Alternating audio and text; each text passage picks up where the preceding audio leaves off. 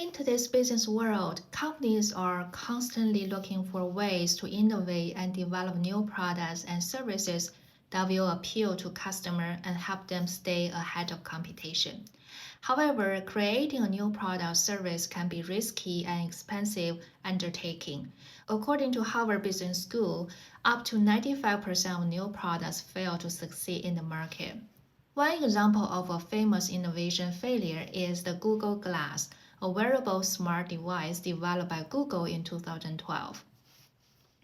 Google Glass was a pair of glasses that has small computer display in front of the right eye, which allow users to see information such as emails, texts, and directions without having to look at a separate device. The glasses also had a camera or voice-activated controls. Despite significant buzz and initial interest, the product ultimately failed to gain traction with consumers. One of the key reasons for this was that Google could not clearly understand its customers and lacked clarity on why the product exists. The designer did not clearly define or validate what solutions Google Glass would provide for its users or how customers would use the glasses. This led to a lack of clear value proposition for consumers. In addition to this, privacy concerns and its high price point also contributed to its lack of success. Some people felt that the device was too intrusive with its camera and voice-activated controls, while others found the price to be too high for what it offered.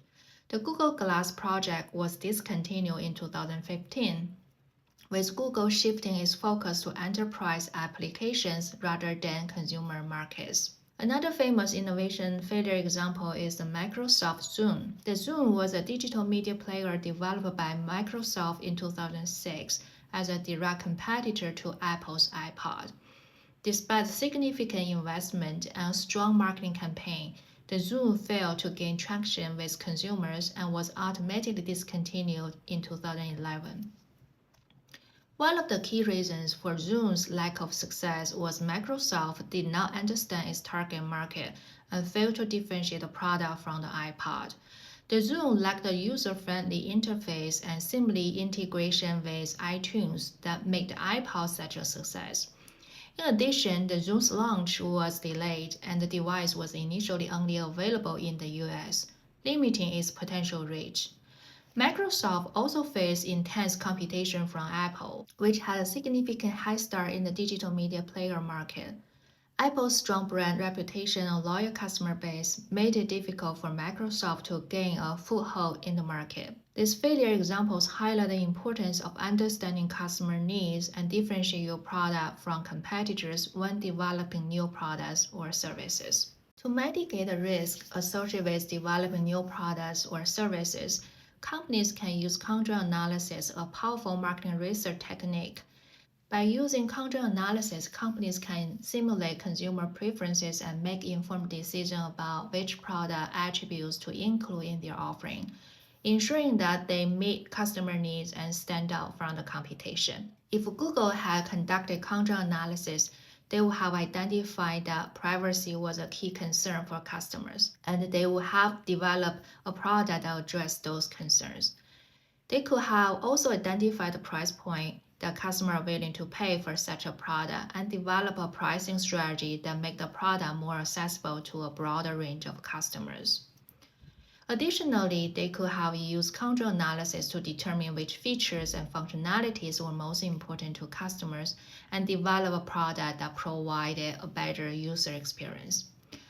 This would have given them a better chance of success in the market, as they would have had a clear understanding of what their customer wanted and what features would make the product more attractive to them.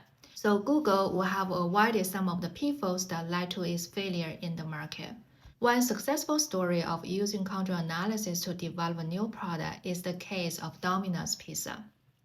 In 2009, Domino's Pizza was facing a significant challenge, declining sales and a negative reputation for the quality of its pizzas.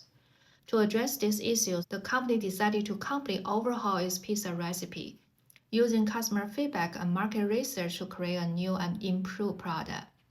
Domino's used control analysis to determine which pizza attributes were most important to customers and how different combinations of attributes will affect purchase intent.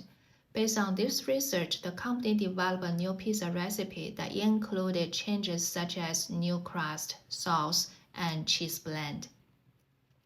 The new pizza was launched in 2010 and the results were impressive. Within a year, sales had increased by 14.3%, and Domino's had reversed its negative reputation for pizza quality. The company's market share also increased and it became the second largest pizza chain in the US. Domino's success in using control analysis to develop a new product highlights the importance of understanding customer needs and preferences when creating a new offering. By using techniques such as control analysis, companies can identify the key attributes that drive customer purchase intent and develop a product that meets these needs. This approach can lead to increased sales, market share, and customer loyalty as seen in the case of Domino's Pizza. In this lesson, we will learn how to use control analysis to design a new product or service that has a high chance of success in the market.